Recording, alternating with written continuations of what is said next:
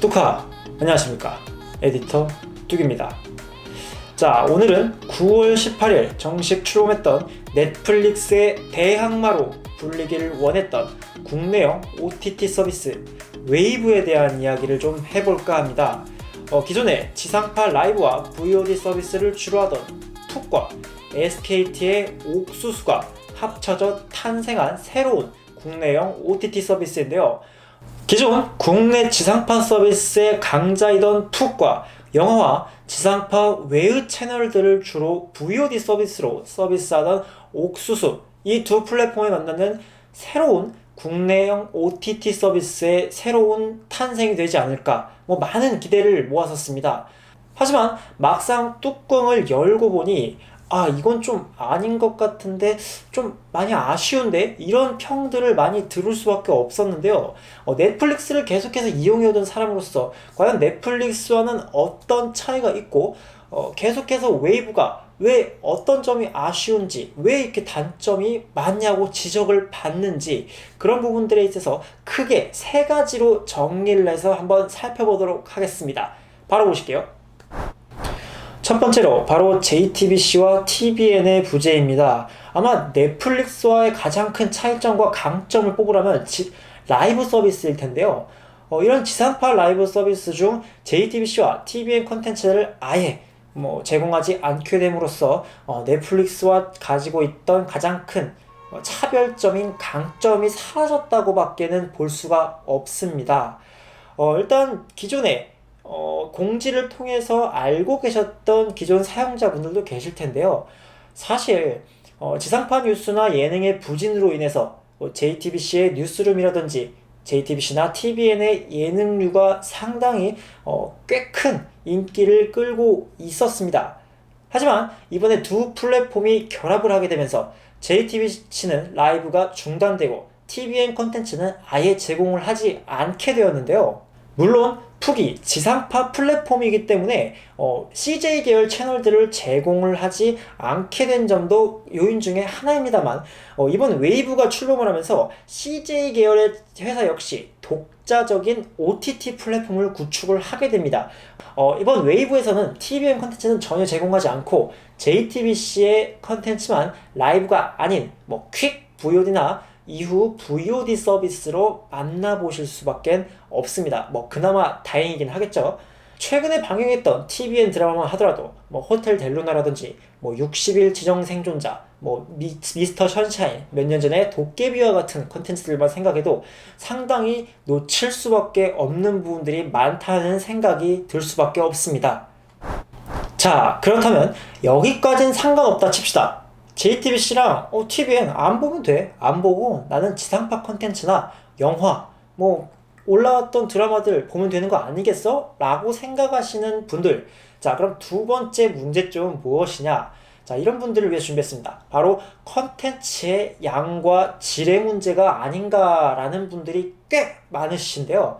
자, 바로 보겠습니다. 자, JTBC와 TVN의 손실을 감수를 하면서도 영화 콘텐츠 추가라든지 이렇게 스포츠 중계, e스포츠나 5GX와 같은 콘텐츠들을 이렇게 늘려놓긴 했어요.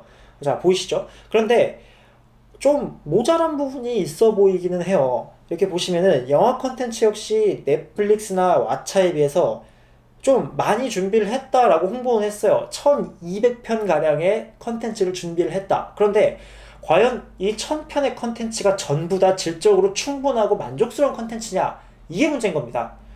오히려 컨텐츠의 개수로만 밀어붙인 건 아닐까라는 생각이 드는데요. 이렇게 목록을 쭉 내려보시면은 진짜 다른 OTT 서비스랑 차별성 있는 컨텐츠가 있나 싶어요. 우리도 이런 거 해! 라는 것밖엔 좀 안 될 것 같다라는 생각이 들거든요.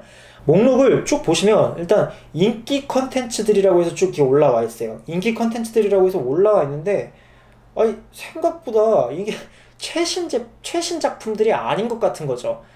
딱 봐도 몇 년 전 작품들이 주를 이루고 있고요. 넷플릭스 같은 경우에는 기본 요금제 14,000원에서 12,000원 정도의 요금제를 지불을 하면 바로 모든 영화를 다 볼 수 있는 거에 반면에 이 웨이브 같은 경우는 이렇게 보시면은 플레이라는 콘텐츠가 따로 존재합니다. 최신 영화는 대부분 그럴 거예요. 최신 영화는 대부분 그런데 부분 유료화라서 구독료를 내가 스탠다드 요금제인 16,000원을 지불을 하고서라도 최신 영화를 볼 수가 없습니다. 따로 구매를 해야 볼 수 있기 때문에 빛 좋은 개살구밖에 될 수가 없다는 거죠. 자, 이렇게 넘겨보시면은 드라마 이번에 볼게요. 드라마를 이렇게 보시면은 그래도 상황이 좀 낫습니다. 드라마는 한국 드라마는 뭐 TVN 방영 드라마를 제외하고는 거의 모든 드라마가 다 포함이 되어 있어요. 정말 야, 이 시절 드라마도 있어 할 정도로 정말 옛날 드라마까지 많이 있는데요. 중두나 일드 같은 드라마도 이렇게 쭉 보시면은 있습니다. 예, 여기 있네요. 중두나 일드 같은 드라마도 꽤 있는데, 물론 제가 중두나 일드에 대해서 잘 아는 편이긴 아니기 때문에 요중에 정말 최신의 인기 드라마가 있는지는 모르겠어요. 그렇지만 그래도 개수 자체는 꽤 많고 사람들 평을 보니까 대체로 그래도 중드나 1드 정도는 이렇게 올라와 있는 게 만족스럽다라는 얘기가 대부분이긴 하더라고요. 하지만 미드나 영드 같은 경우에는 저는 조금 의문부호가 들기는 합니다. 아주 인기작이라 불렀던 뭐 셜록이라든지 뭐 지정생존자, 아니면은 뭐 어느 정도 중박 이상의 성과를 내던 뭐 남부의 여왕 같이 넷플릭스에서 기존에 서비스하고 있는 이런 미드나 영드 컨텐츠들이 웨이브에선 계약 종료거나 아예 업로드되지 않은 경우도 있습니다. 이런 작품들이 업로드가 되지 않았다고 해서 뭐 그레이 아나토미라든지 워킹데드 같이 약간 좀 명작류의 이런 인기가 좋았던 컨텐츠들이 아예 없는 건 아닙니다. 뭐 슈츠, 뭐 닥터우 같은 컨텐츠들이 시즌별로 업로드가 되어 있기 때문에 이런 류 컨텐츠들을 즐기시는 분들이라면 상관은 없고요. 저는 다만 아쉬운 게 좀 대중적인 작품들이라면은 전부 다 있어야 되는 거 아닐까라는 생각이 드는데, 공지를 이렇게 좀 살펴보니까 뭐 셜록 같은 경우에는 계약이 만료되었기 때문에 더 이상 보실 수가 없다 하고, 뭐 스핀오프인 뭐 유령 신부편 뭐 이 정도만 업로드가 되어 있는 편이더라고요. 자, 지금까지 그럼 이렇게 컨텐츠적인 문제들을 살펴봤다면 세 번째 목록으로 넘어볼 차례인데요. 자, 세 번째 단점, 바로 SKT 사용자는 손해다? 라는 얘기를 좀 해보고 싶습니다. 아무래도 제일 민감할 수밖에 없는 부분인데요. 기존의 푹과 옥수수 이용자들을 모두 끌어들여서 만든 새로운 플랫폼이기 때문에 기존 사용자 풀이 기반이 되어 있다는 장점도 있지만, 새로 생긴 요금제라든지 서비스들이 만족스럽지 못하다면 얼마든지 이 풀을 다 잃고 오히려 평도 더 안 좋아질 수 있다는 리스크도 감수를 해야 될 부분입니다. 그렇기 때문에 이들을 잡는 것이 가장 중요한데요. 반대로 이 부분에 관한 불만이 제일 많은 것도 사실이라는 게 문제입니다. 자, 특히 SKT 옥수수를 사용하시던 사용자분들은 이번 통합이 굉장히 달갑지 않으시다고 하는데요. 자, 실제로 옥수수에서 봤던 많은 혜택들이 사라졌습니다. 뭐 TVN 프로그램을 볼 수 있었던 거라든지, 토요 무료 영화 서비스라든지, 이렇게 카카오 같은 데서도 이렇게 광고를 보신 적 있을 거예요. 옥수수에서 이렇게 서비스 하던 것들이 전부 사라졌어요. 자, 이렇게 뭐 CJ 계열 서비스를 뭐 푹에서 이용 못하는 걸, 티빙에서는 또 지상파 서비스를 이용을 못하던 걸, 이거를 옥수수에서 채울 수 있었던 약간 그런 게 있었는데, 벤다이어그램이라고 생각을 하시면 될 것 같아요. 이 두 개의 격갈 사이 하나가 옥수수였었는데 그것도 불가능해졌고, 뭐 기존의 기본 월정액 이런 것들을 사용하시던 분들도 그대로 사용할 수 있다고 분명히 여기 이렇게 명시가 돼 있었습니다. 서비스를 이관을 해준다고요.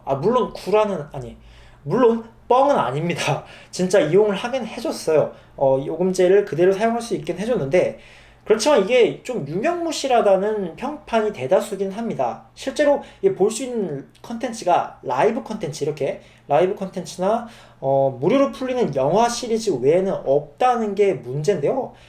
또 최신 VOD 또한 6주나 기다려야 최신 VOD를 볼 수 있고, 뭐 그것도 뭐 6개월 내지 1년 내에 뭐 방영되었던 프로그램들을 뭐 무료로 볼 수 있다, 뭐 이런 게 명시가 돼 있더라고요.